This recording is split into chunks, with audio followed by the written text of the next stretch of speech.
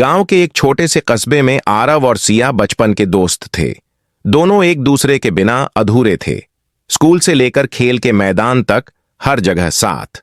आरव गरीब किसान का बेटा था, जबकि सिया एक संपन्न परिवार से थी, लेकिन उनकी दोस्ती किसी भी भेदभाव से परे थी। समय बीतता गया और दोनों किशोरावस्था में कदम रख चुके थे। आरव पढ़ाई में होशियार था, लेकिन गरीबी उसकी राह में बाधा बन सकती थी। सिया हमेशा उसे प्रेरित करती थी कि वह बड़े सपने देखे। आरव की मेहनत रंग लाई और उसे शहर में पढ़ाई के लिए स्कॉलरशिप मिली। लेकिन इससे पहले कि वह शहर जाता, सिया के घर वालों ने उसकी शादी तय कर दी। यह खबर सुनते ही दोनों के दिलों में तूफान आ गया। सिया ने आरव से कहा, तुम्हें अपना सपना पूरा करना है। मैं नहीं चाहती कि तुम्हारी जिंदगी भी मेरी तरह किसी और की मर्जी से चले। दोनों रोते हुए एक दूसरे से बिछड़ गए। आरव शहर चला गया और सिया शादी के बंधन में बंध गई।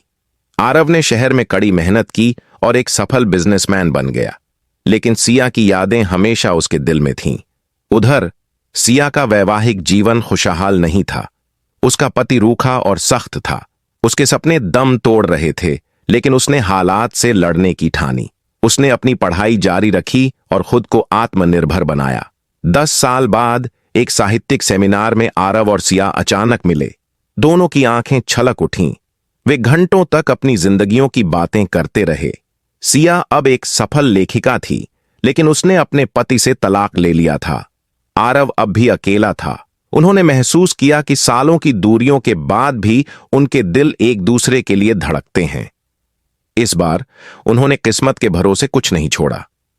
आरव ने सिया का हाथ थामा और कहा, अब और बिछड़ना नहीं चाहता। सिया की आंखों में आंसू थे, लेकिन इस बार ये आंसू दर्द के नहीं, खुशी के थे।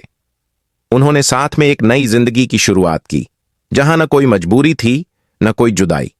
दोस्तों, हमें इस कहानी से सीख मिलती है कि कभी कभी जिंदगी हमें बिछड़ने पर मजबूर कर देती है, लेकिन अगर प्यार सच्चा हो और इंसान हार न माने, तो तकदीर भी साथ देने पर मजबूर हो जाती है। दोस्तों, यह कहानी आपको अच्छी लगी तो जाते जाते हमारे YouTube चैनल को सब्सक्राइब करें और घंटी का बटन दबाना ना भूलें। तब तक के लिए गुड बाय। हमारे अगले वीडियो का इंतजार कीजिए।